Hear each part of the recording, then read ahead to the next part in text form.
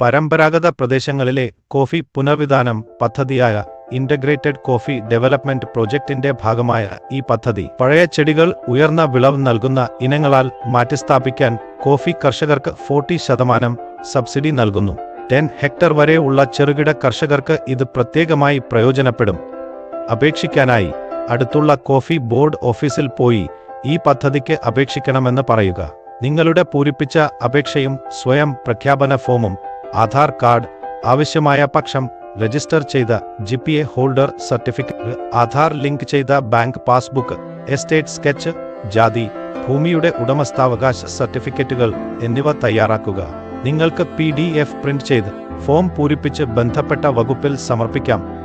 ഈ രേഖകൾ ഈ ആപ്പിലെ ആവശ്യമായ രേഖകൾ ടാബിൽ ലിസ്റ്റ് ചെയ്തിട്ടുണ്ട്.